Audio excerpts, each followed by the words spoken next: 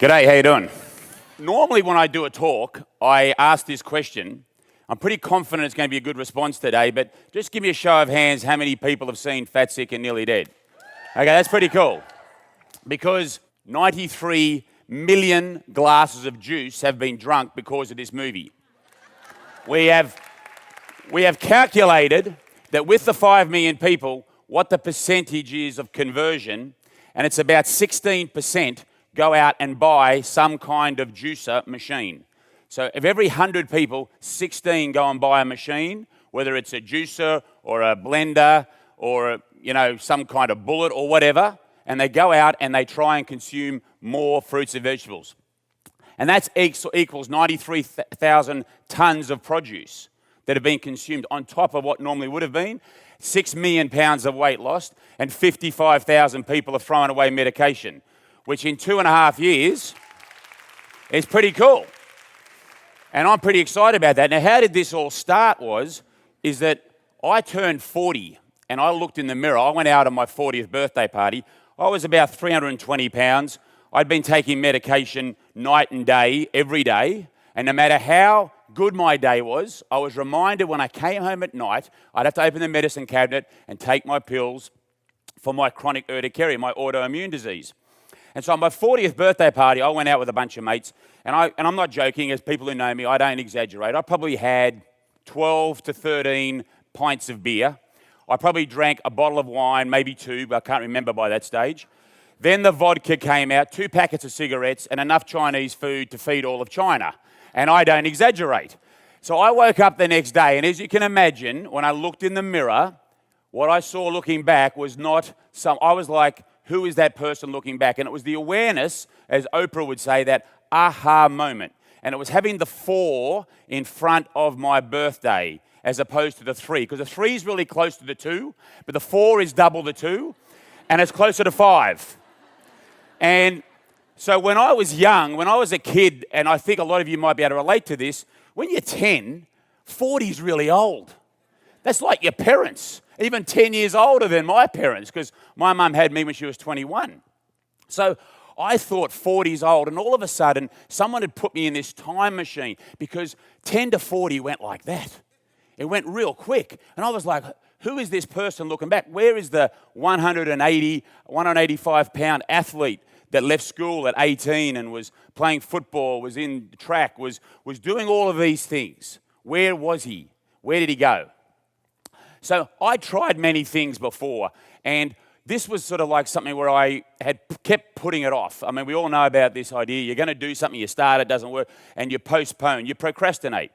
So I was a successful business guy in my sort of thought. I mean, whether I was successful, in my mind I was. I had a bunch of companies, I'd built a bunch of things. And when you build businesses, you focus on solving problems or finding solutions. That's what you do when you build businesses. And anyone who's a boss would know that you focus more on the stuff that's not working than the stuff that is, because you want to get things right.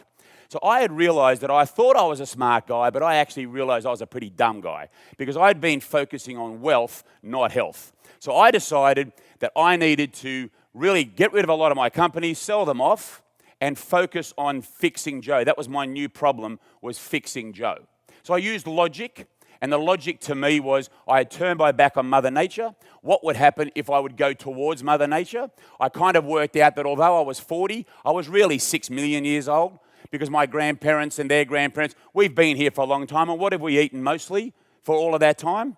We've eaten plants, and we've eaten some animal, and we've eaten very tiny little bit in that 6 million years of history, processed food. But I had dived headfirst into that processed food world. That's where I was. I was sort of like saying no to the plant food, yes to the processed world. Because it was easy, it was convenient. Being cheap didn't matter to me. It was the fact that it tasted good, it looked good, and I could order it by clicking my button or ringing my phone. It would come to my house. There was other priorities than what the fuel and the energy I was putting in my body. So then the idea came to me when I wanted to do this is why don't I, when I look at this, I am fat. Yes, I am. I'm getting sick and tired of people asking when the twins are due. I am sick. I know that for 8 years I've needed pills every day. And just to give you an idea of how much I needed those pills, that if I was getting on an aeroplane, because sometimes you can lose your luggage on a plane, I had to always carry them with me. Because if my luggage was lost or delayed by 24 hours, I would have possibly a reaction, an anaphylactic fit possibly. I had to carry the EpiPen, use that a couple of times to get on top of my reaction. It was a very, very severe chronic case of hives and urticaria. And of course, if it got into my throat, there was real airway problem, because if the throat swelled up, then I'd have to have an emergency tracheotomy, and we don't want to go down that path. So I was always incredibly conscious of it. So when I realized and got in what I call the house of mirrors and had a good hard look at myself and said, you are fat, you are sick, and you have one foot in the grave, because you are at this point, you spent the first 40 years of your life trying to kill yourself. Let's see if I can spend the next 40 trying to stay alive. So the idea was, what if I go just eat plant food for 2 years? And you don't know this in the movie because it didn't come into the movie, because we had to crunch our movie because of Phil. But what I did is I said, 20 years I've hammered myself. What if I just ate fruits, vegetables, nuts, beans, seeds, and whole grains for 2 years? If after 2 years I am still sick, I am still got medication, then I'm going to accept that my disease was a genetic predisposition, that no matter what I would have done in life, I would have got it. That's about 30% of disease. But I was hoping that I was going to be in the 70% camp, the camp over here where we are causing all of this chronic disease to ourselves from our own lifestyle choices. Yes, I was hoping to be one of the idiots out there doing that, because I feel that if I could be that person, then I had a chance to fix myself. Does that make sense? So I said, 2 years, I'll give this a go. But what if, when I started to think about this, am I alone? Because I started to think big picture. And I thought, actually, there's a lot of people that are carrying around a lot of extra energy. There are a lot of people that don't feel well, that are sick, that are taking medications, that are outsourcing their health to other people without taking responsibility, that are going into people who are good people, but saying, hey, here's some money, now fix me. And I was that. I was the leader of the pack. That's what I was doing. So I thought, what if I put a camera on myself? What if and I'd never made a movie, I'd never been in front of a camera, I didn't know the first thing about it. What if I put this camera on myself, and what if over the 2 years that I am able to get off the medication? What if I'm able to show these doctors, who are all good people, my dad's a doctor, my brother's a doctor, my mum was a nurse, my sister was a nurse, very medical family, but what if I could show them through my own choices what I do with this hand and this mouth, because it's attached, by the way, right? What I do here, what if that could make a difference? Well, wow, if it would, and if it did, that'd be a pretty good story to tell, because if you're going to make a movie, it's got to be a good story. Now, I didn't know that I'd be standing here today, that I'd be up in front of the millions of people that I've been in the last 2 years talking about bowel movements. I never thought that would be the case, right? One of my favourite subjects, what comes in must come out, right? So, and what colour it is, but we're not going to do that today. We'll save that for another talk.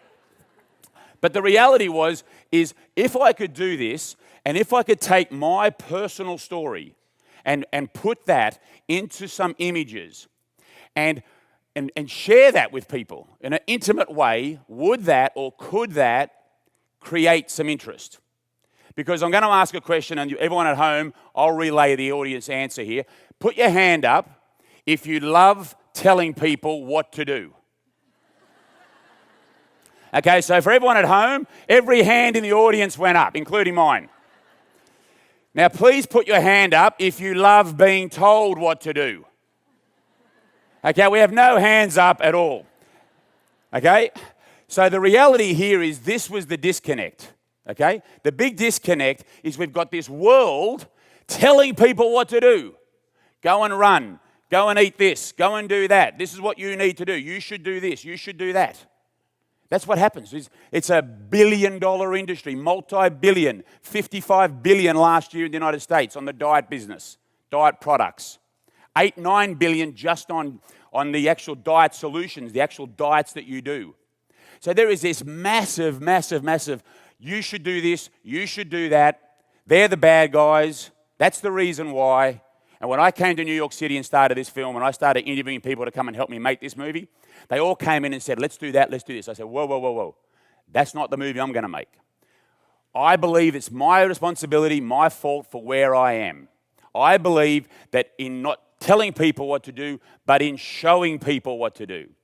And all of you here today are examples of that. What you are doing is you are here empowering yourself, you're getting that knowledge on board, and what you're doing by doing that, you're actually getting yourself in a position to do what I did, was to have a bit of knowledge and to meet a guy like Phil. Because Phil was a truck driver out of the 350 people that I saw as I traveled across this great country. I spoke to 350 people. I'd be driving down like Memphis, we'd be in my truck, I drove every mile because I wanted to show you could drive every mile on 60 days of juice. I had my camera guy next to me, had my sound guy in the back. And we drive down and we see a woman. You might remember there's a scene, there was a lovely lady with her kid on a skateboard or a scooter in Memphis, Tennessee, and I'd see them walking about 100 yards. I'd drive past 100 yards, I'd park, I'd jump out, I'd mic up, I'd pop the boot, I'd crank open the juicer, and I'd wait for her to walk past. And then I'd go up to her and say, do you want to have a juice? Now, at the time, there was one of these movies, Sacha Baron Cohen movies. I think it was one of the, what's that first one he did where he was going to Kazakhstan? Borat.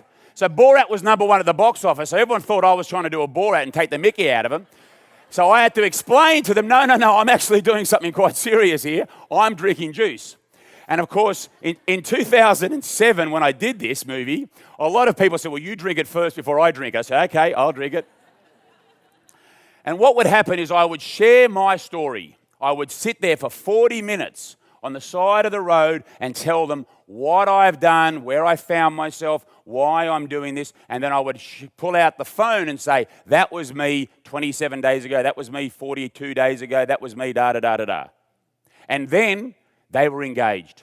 Oh, give me some more of that juice, will you? And we could pour some of that in here. And then what they would do is they would open up and share their story with me. Because I had given, they would give back. So when you are out there and you're going to be talking to your customers, you want to empower them, you want to do what I did to a Phil example, it is very important, in my view, not to come from a position up here, to come from a position side by side. I struggle too. I'm doing my best. I find that by helping you, it helps me. And if I can help you, you can help somebody else, and so on and so on. And that was my story that I told people. Now, when I met Phil, I didn't know that Phil was going to ring me back 6 months later. That wasn't in the, certainly wasn't in the budget, let me tell you that. I mean, I had finished my film, and Phil called me 6 months after I'd wrapped. And it's crazy, but I said, there's something to this bloke. If he's going to hold on to my card, and I gave my card to 350 people, and he's the only guy that rang. And if he's going to hold that on his visor of his truck, and he's going to ring up my cell phone in Australia, well, I was in Australia, he rang my US phone, and it was 3 days before I had actually turned my phone on to even look at it, because when you're in Australia, you don't have your phone on, right? But it was Mother's Day, and Mum said, get those fat pics out, Joe, I want to show the family, right? So I turned... The fat pics were on the iPhone. I turned it on, and this voicemail message popped up.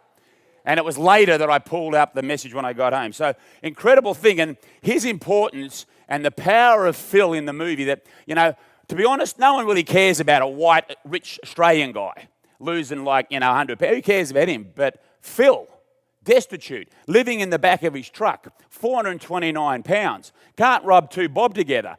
12 months behind in his payments for his child support. Kid not talking to him because of where he is. I mean, that's who people care about. And that was the power of this story. When he rang, I said to my crew, I said, we got to get back out there. And I don't think he's going to be able to do it. I don't think the doctors will let him, was one initial reaction. But we got out there, and he was determined. And after 10 days, it was only going to be 10 days, he kept going, and da-da-da-da. We all know the story of what happened to Phil. And because that one person, being me, passed that to one else, you saw that in his town, people started seeing, look at him. He's like 50 pounds down. He's 7 bowling balls down. And they all wanted to, I call it the when Harry met Sally moment. I'm having what she's having, right?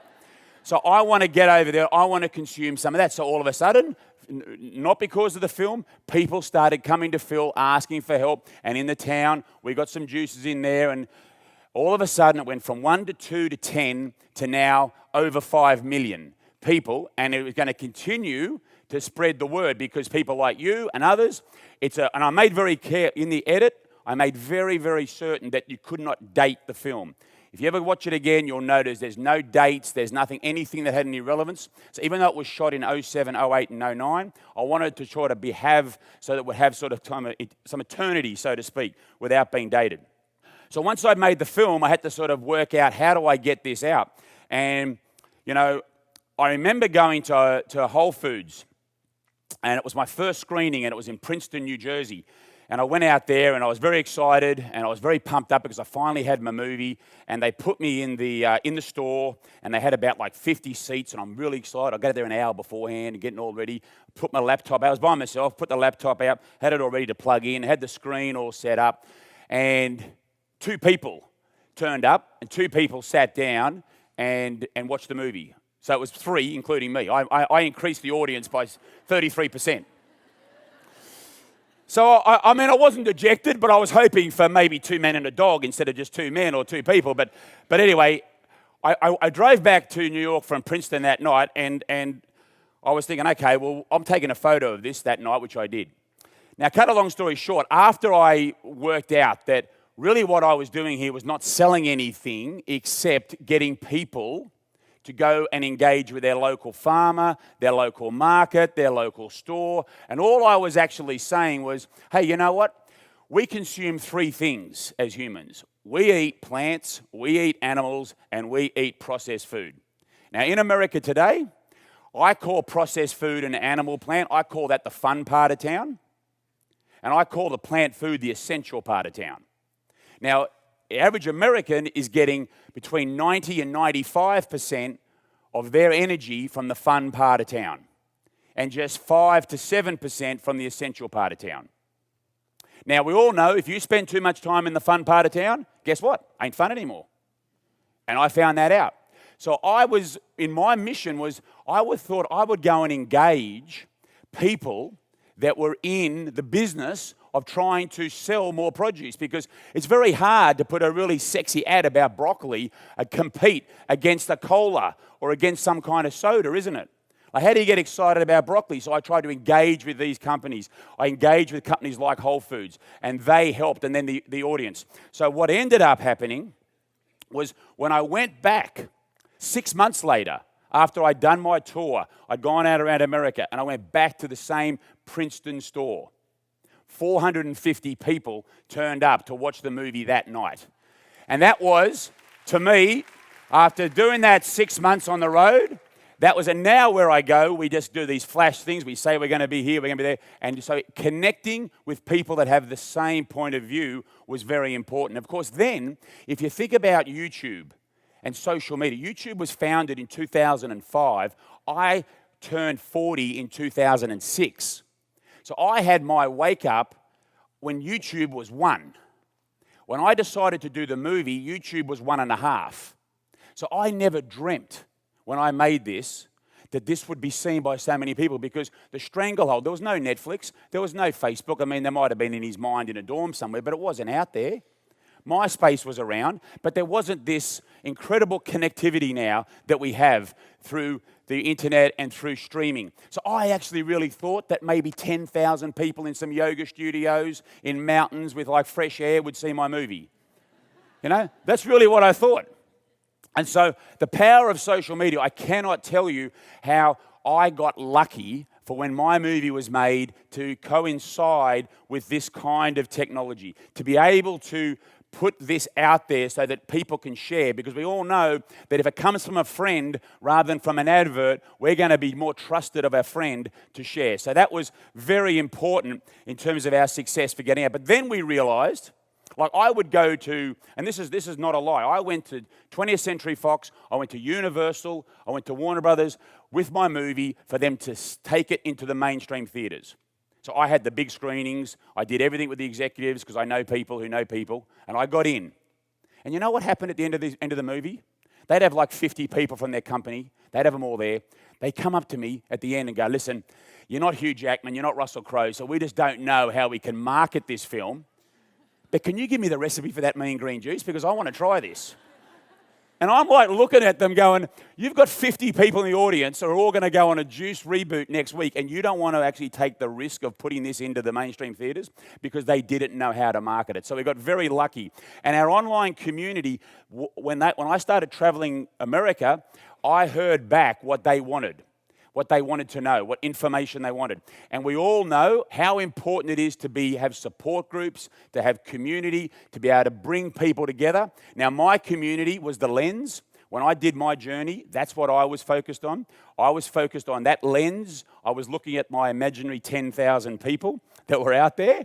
So I felt that I had a responsibility to them. And I think that anybody who has that power, all right, that can empower themselves with community, you've got a much better chance of being successful. So bringing people together, sharing it, not preaching, not telling, showing and sharing is my view.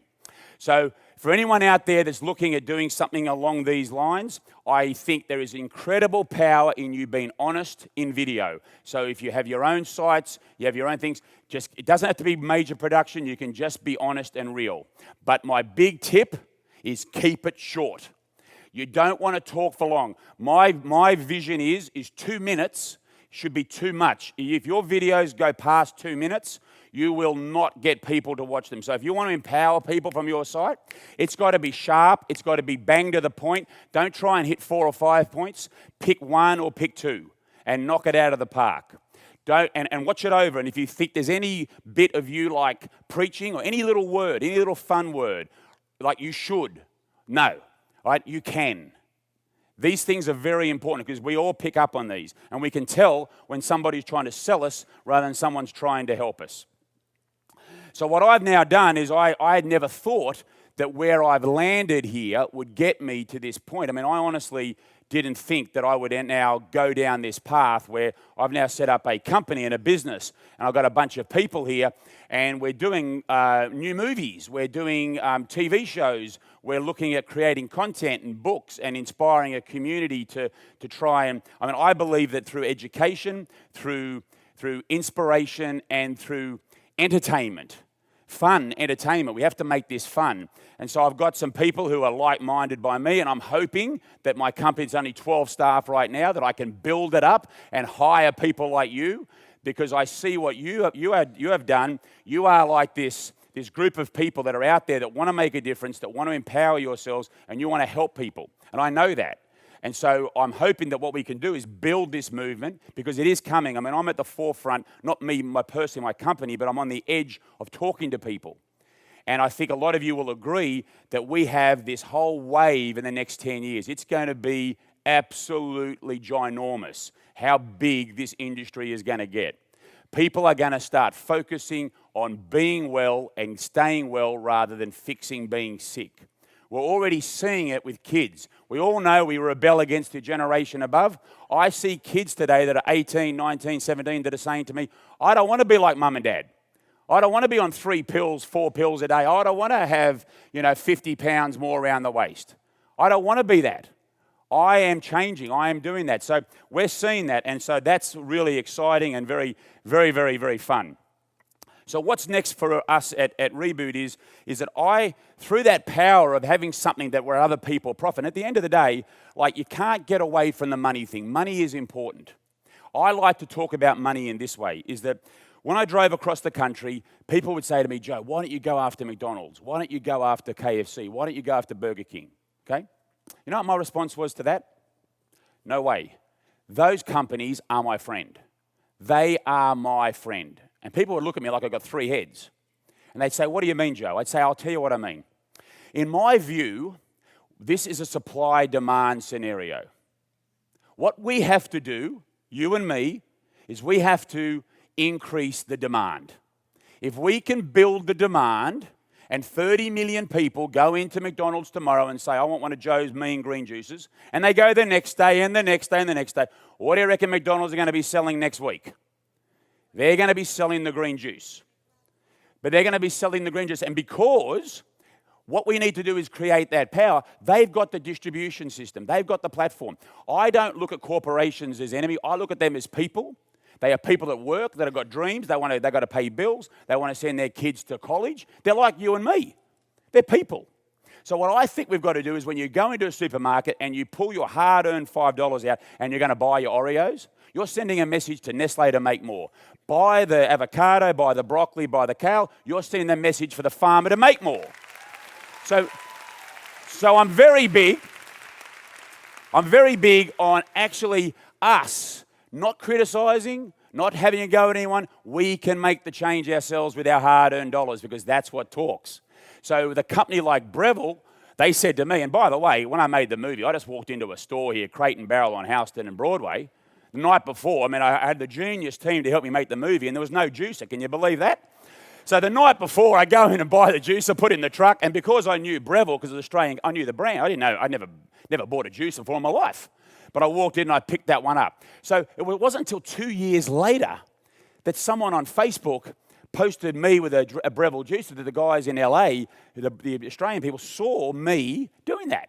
And they connected. So look, I've really enjoyed my time here with you today. I really appreciate it. But I want to take a second to really thank you because you are the people that have helped me spread this message by sharing it, by being the champions of actually this message of that you can change your life if you take the responsibility to yourself and that you can empower others. And by your example of what you're doing, you are doing what I'm doing and we are together making this difference. And I'm very optimistic about the future. I got a saying that if you eat food made by people in white coats, you end up seeing people in white coats. And making it fun, making it interesting, that's what we're about. Thank you very much.